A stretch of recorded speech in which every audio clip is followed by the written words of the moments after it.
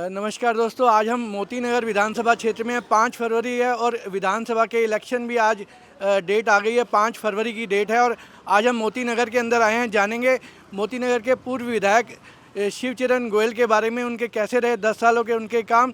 और इसी के बीच इसी बात को करने के लिए आज मोती नगर की जनता हमारे साथ है। और मोती नगर से ही हमारे साथ कवलीन सचदेवा हैं, जो कि जिला उपाध्यक्ष हैं भारतीय जनता पार्टी से। और स्वामी संजय प्रभाकरन जी हैं, जो आजकल काफ़ी छाए हुए हैं यूट्यूब पर। कवलीन जी, सबसे पहले कैसे रहे 10 साल शिवचरण गोयल जी के आपके क्षेत्र के अंदर? मैं तो बोलूँगी कौन शिवचरण गोयल, हमने तो कभी देखा ही नहीं, कभी किसी राउंड में नहीं, कभी देखा नहीं। आए हो मार्केट में या रेजिडेंस में कहीं आए हो या हमसे मिले हो, इवन उनको फ़ोन करो वो फ़ोन नहीं उठाते।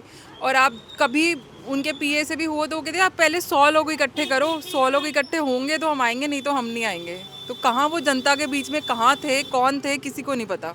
मोती नगर में हमने देखा, खासकर पिछले 6 महीनों से जो फेसबुक देखा, अभी रिसेंटली भी देखा कि जो काउंसलर हैं यहाँ की, उन्होंने अपनी सारी पोस्ट डिलीट भी कर दी हैं। काफ़ी उन्होंने हो हल्ला मचाया था विधायक के खिलाफ। मोती नगर की सड़कें में पानी भरा हुआ था। आप क्या कहेंगे, किस तरह का वातावरण पिछले कुछ समय से आप देख रहे हैं मोती नगर के अंदर? देखो, पिछले कुछ समय से ही दिख रहे हैं, जब से उनकी टिकट अनाउंस हुई है उसके बाद ही वो दिख रहे हैं, लोगों के बीच में आ रहे हैं। उनके अपने काउंसलर भी उनके खिलाफ थे, ये सबको पता है, सब फेसबुक पे ओपनली डल रहा था, सबको पता लग रहा था। लेकिन टिकट अनाउंस होने के बाद ही वो डिलीट हुए हैं। तो ना, जब अपने ही काउंसलर के एक ही पार्टी के हैं वो, तब उनका काम नहीं कर रहे तो हम जनता की कहाँ सुनेंगे। 2100 वाली बात पर केजरीवाल जी ने काफ़ी अभी शिवचरण जी फॉर्म भरवाते हुए नजर आए। अपने 10 सालों के काम के बारे में बात नहीं कर रहे हैं। और 2100 की जो महिलाएं आ रही हैं, उनके किस तरह से बीजेपी ले रही है और किस तरह से इस स्ट्रेटेजी को आप देख रहे हैं कि कितना इसके ऊपर आपको काम करना है? 2100 वाली बात में मैं बोलूँगी कि 2100 वो कह रहे हैं हम जब आएंगे तब हम 2100 रुपये देंगे। वो गए कहाँ थे? पिछले 10 सालों से तो यहीं थे ना, क्यों नहीं दिए अभी तक? किसी भी महिलाओं को क्या 1000 रुपये भी मिले ना? पंजाब में जो लेडीज़ है, आप उनसे भी जाके सर्वे करें तो आप देखेंगे कि किसी को कुछ नहीं मिला। तो जब वो कहीं गए नहीं तो आकर क्या देंगे? आप पुजारी और ग्रंथियों को भी बात करिए, उन्होंने 18,000 की सैलरी देंगे। स्वामी जी, आप क्या कहेंगे इसके बारे में, केजरीवाल जी के बारे में? पहले महिलाओं को और फिर पुजारी और ग्रंथियों की उन्होंने बात की है। ये केजरीवाल का जो महिलाओं को 2500, 2100 और जो 18,000 रुपया पुजारियों ग्रंथियों का जो वादा किया है, झूठा वादा, ये कांग्रेस ने जो यूपी में खटाखट वाला वादा किया था, उससे भी महाभयंकर घटिया किस्म का वादा है। और ये क्या करेगा, न महिलाओं को देगा, उनका सम्मान करेगा, न पुजारियों को देगा, न ग्रंथियों को देगा। ये क्या धरने पे बैठ जाएगा जंतर मंतर पे, बोलेगा मोदी जी हमें पैसे नहीं दे रहे हैं, मोदी जी दिल्ली को फंड नहीं देते हैं, तो हम कहाँ से दें?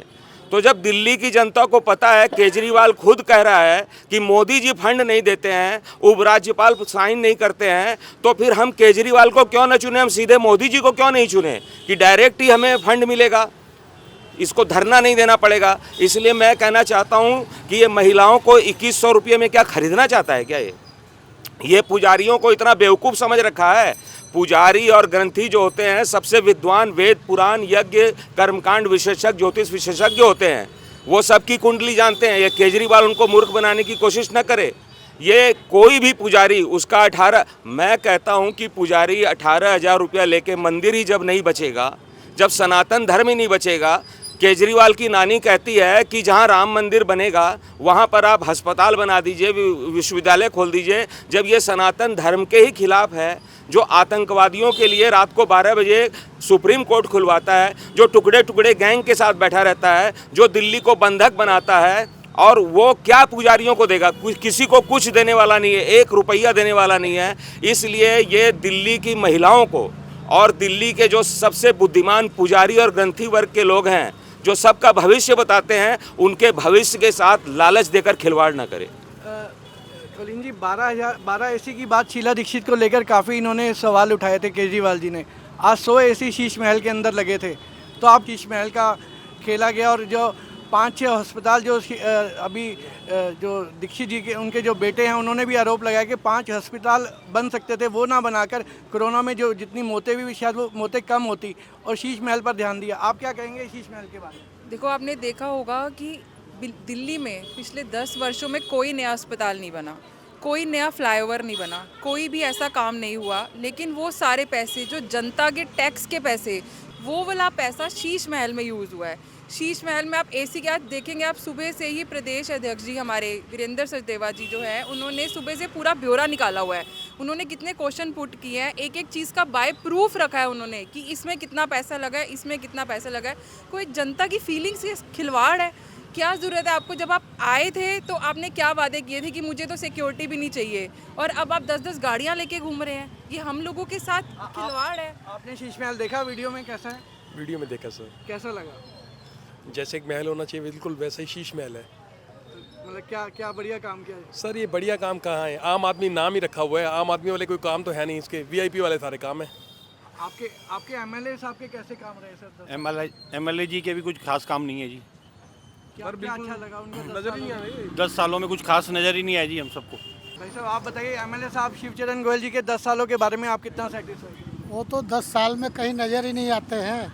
सारी रोड टूटी है, कुछ है, वो आपस में इधर उधर करते रहते। काउंसलर और वो काउंसलर कहता वो नहीं करने देते, वो कहता है ये नहीं करने देते, कोई काम नज़र ही नहीं आते हैं। 10 साल हो गए। उनको सर सीट चाहिए और कुछ नहीं है, किसी जनता के बारे में उनका कोई भी मतलब मैं नहीं समझता उनको किसी चीज़ का दर्द हो। यहाँ पानी का या बारिश हो जाती है तो आप देखो कि कैसे लोग चलते हैं। वो मैं कहता हूँ हम लोग वीडियो बनाते हैं, हम देखते हैं कि कैसे मतलब हम लोग पानी में से कैसे दुकानें चलाएं।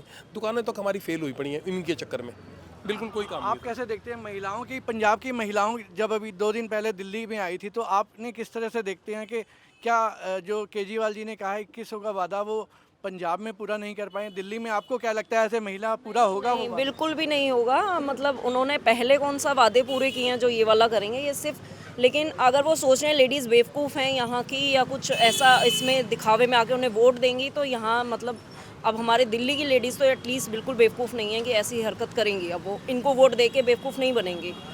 और मतलब मेरे हिसाब से तो बिल्कुल भी उन्होंने एक पैसा भी ना पहले दिया है, ना उन्होंने देना है आगे भी।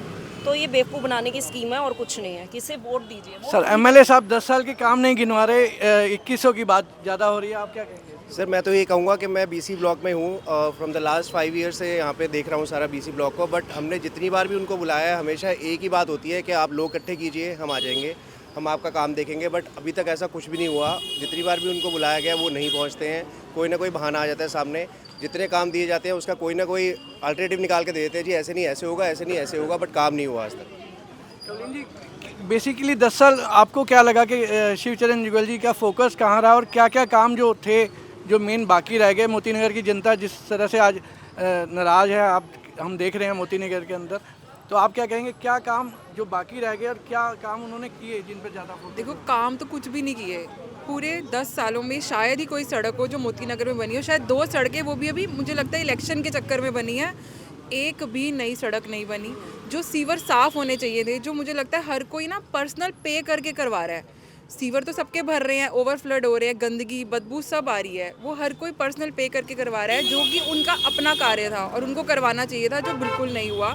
हॉस्पिटल्स में फैसिलिटी बढ़नी चाहिए थी, क्लासरूम्स यहाँ पे बढ़ने चाहिए थे। जो गवर्नमेंट हॉस्पिटल, गवर्नमेंट स्कूल्स हैं, वहाँ बच्चों की कुछ मतलब इम्प्रूवमेंट होनी चाहिए थी कुछ, लेकिन कुछ भी नहीं हुआ। मुझे लगता है उनके कार्य क्या, वो उन्होंने कुछ भी नहीं किया जो हम क्या बताएं कि उनको करना चाहिए था और उन्होंने करा। स्वामी जी आप क्या कहेंगे केजरीवाल के बारे में, जो आज कल आप छाए हुए हैं, जो वो हम आपसे सुनना चाहेंगे? मैं कहना चाहता हूँ दिल्ली में बड़ा विकास किया केजरीवाल ने, कि दिल्ली को झीलों का नगर बना दिया। यहाँ की गलियाँ, सड़कें, नालियाँ, मोहल्ले, यहाँ के जो इनक्लेव्स हैं सारे झील बन गए, पानी ही पानी। याद कीजिए दिल्ली को कैसा इन्होंने बदसूरत बना दिया, इतना विकास किया। दिल्ली में इसने इतना बढ़िया विकास किया कि गली गली, नुक्कड़ नुक्कड़, चौराहे चौराहे पे शराब की दुकानें खुला दी। तो मैंने केजरीवाल के लिए एक गीत लिखा है दिल्ली की जनता को सचेत करने के लिए, कि लोकपाल का नाम ले आया जो बनकर झाड़ू वाला, और फूटी किस्मत दिल्ली की सीएम निकला दारू वाला। फूटी किस्मत दिल्ली की सीएम निकला दारू वाला। याद करो इसने ही दिल्ली में दंगा करवाया था, लाल किले पर ध्वज आतंकी इसने ही फहरवाया था, बंधक बना दिया दिल्ली को ना खोला इसने ताला, फूटी किस्मत दिल्ली की सीएम निकला दारू वाला, फूटी किस्मत दिल्ली की सीएम बताइए सीएम ऐसा होना चाहिए? नहीं होना चाहिए। ये होना चाहिए तो बताइए, नहीं होना चाहिए। और देखिए इसने क्या किया, गली गली चौराहे पर रे इसने खोली वाइन शॉप, सपना दिल्ली के लंदन बनने का था जो मर गई होप, बच्चे बच्ची चीयर कर रहे थे दिल्ली में भर प्याला, फूटी किस्मत दिल्ली की सीएम निकला दारू वाला, फूटी किस्मत दिल्ली। और इसने देखिए दिल्ली वालों को, जो कि दिल्ली भारत की नहीं विश्व में जानी मानी जाती है दिल्ली राजधानी के रूप में, इंटरनेशनल इसका महत्व है, और यहाँ के लोगों को कैसा बेवकूफ़ बना दिया उसने।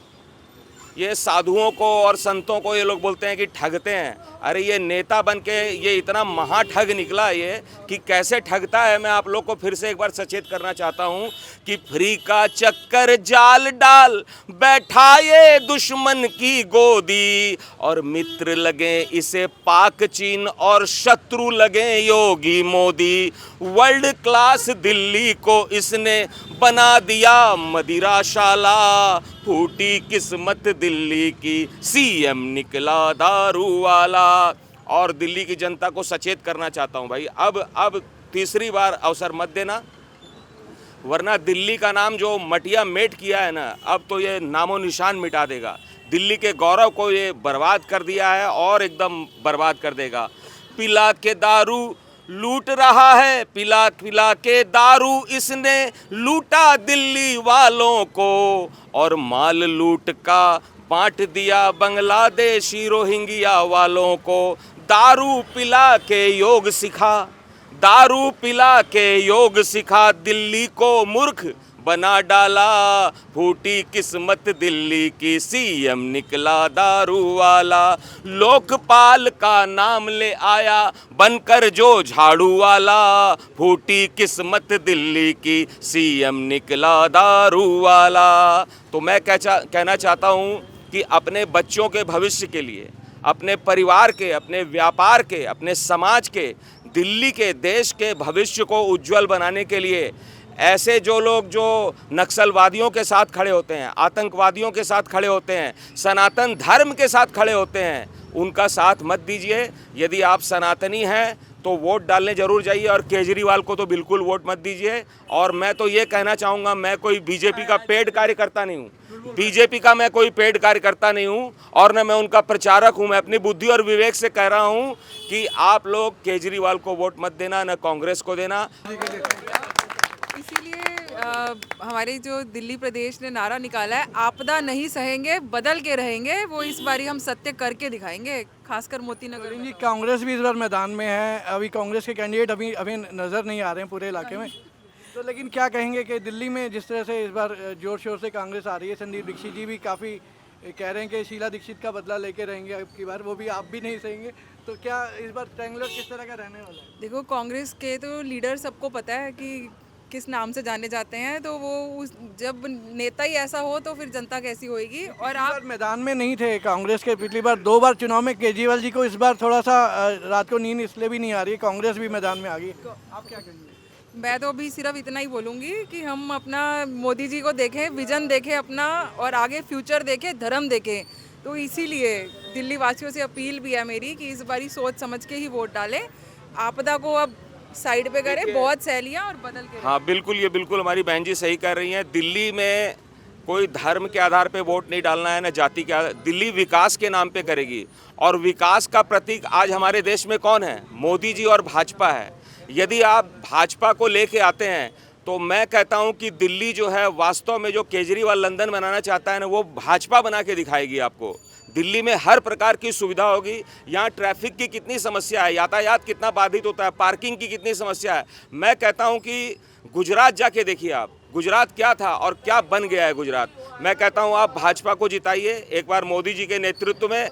दिल्ली को इतना सुंदर बना देंगे, यहाँ पर न झील की समस्या रहेगी, न यातायात की समस्या रहेगी, सारी समस्याओं का अंत तुरंत होगा। इसलिए एक बार मौका आप भाजपा को जरूर दें। इस तरह से आप कह रहे हैं कि आपकी नाराज़गी दिख रही है मोती नगर में, आप विकास मंच का कैसा रोल रहता है? देखो जी, फिलहाल तो इन दोनों के आपस में इतनी लड़ाइयाँ चल रही हैं। एक सड़क का इन्होंने पिछले 10 साल में यहाँ पे सिर्फ 2 सड़कें बनी हैं। उसका जब नारियल फोड़ना था ना, एक कोने से काउंसलर नारियल फोड़ के चला गया, दूसरे कोने से विधायक जी नारियल फोड़ के चले गए, और नारियल फोड़ने के बावजूद भी 2 महीने में आपस में लड़ते रहे कि इसका रिबन कौन काटेगा। काम होना तो दूर की बात है, 10 साल में सिर्फ 2 सड़कें बनी हैं, वो भी छोटी छोटी सी। और रही बात केजरीवाल जी की, जब ये पहली बार आए थे ना, तो उन्होंने एक वादा करा था कि हम कांग्रेस से समझौता नहीं करेंगे, अपने बच्चों की कसम खाई थी। तो अब कांग्रेस के साथ गठबंधन करके इन्होंने सब जगह पे चुनाव लड़ा, आप सब परिचित हैं इससे। ये सिर्फ झूठे वादे करते हैं। इन्होंने कहा था जमुना जी को साफ़ करेंगे, मुझे 5 साल दे दीजिए। 2014 में इनका पहला शब्द था इनका, अब ये 2025 में भी कह रहे हैं 5 साल दे दीजिए।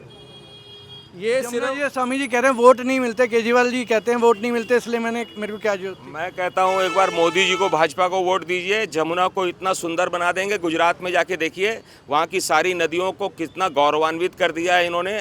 और ये जो संगम प्रयाग में महाकुंभ हो रहा है, एक प्रश्न जो यहाँ पर अभी लोगों से अछूता रह गया, मैं बताऊँगा कि केजरीवाल कहते हैं कि बीजेपी के पास चेहरा नहीं है, वो किसको सीएम बनाएंगे। तो मैं लोगों को कहना चाहता हूं कि दिल को देखो चेहरा न देखो, चेहरे ने लाखों को लूटा, दिल सच्चा और चेहरा झूठा। मैं कहता हूं केजरीवाल का थोबड़ा देख के सबने वोट दिया था, क्या किया उसने? भारत का नाम मिट्टी में मिला दिया। इसलिए मैं कहता हूं कि चेहरा 2 बार देख लिया आपने, एक बार मोदी जी का दिल देख के देखिए।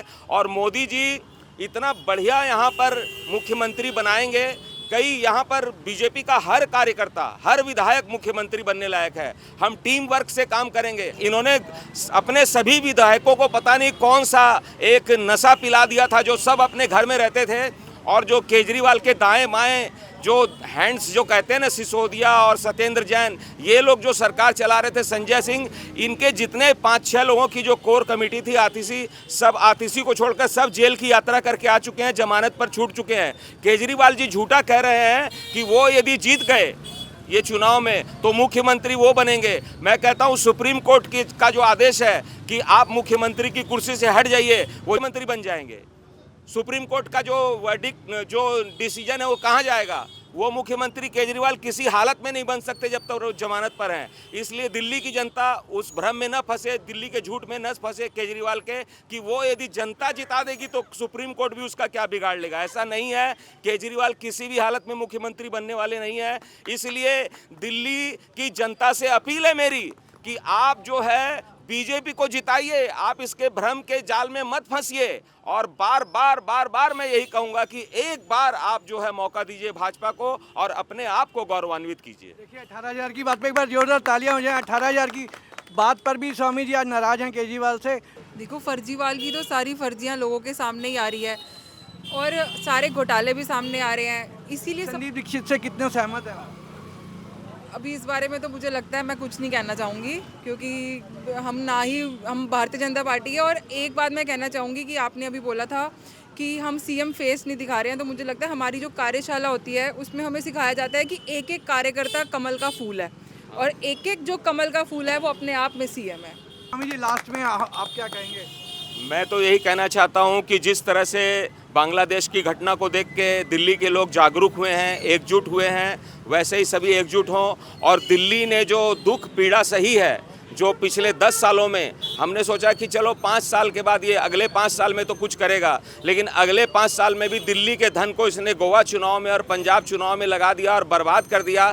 जैसे एक किसी माँ बाप का बिगड़ैल बच्चा होता है, वो माँ बाप की गाढ़ी कमाई को शराब में, जुए में और व्यभिचार में नष्ट कर देता है, उसी तरह केजरीवाल ने दिल्ली की जनता की गाढ़ी कमाई को, टैक्स के पैसे को बर्बाद कर दिया। दिल्ली की जनता विश्व की सबसे जागरूक जनता है, अब उसके बहकावे में नहीं आएगी और सभी कोई मिलके केजरीवाल को हम लोग परास्त करेंगे। यहाँ की जनता से आप किसी से भी पूछ लो, सब केजरीवाल से सब दुखी हैं, उसके विधायकों से सब दुखी है। 10 साल में नहीं आया तो अगले 5 साल में क्या आएगा? खत्म हो गया जी Kejriwal. Bye bye, tata bye bye.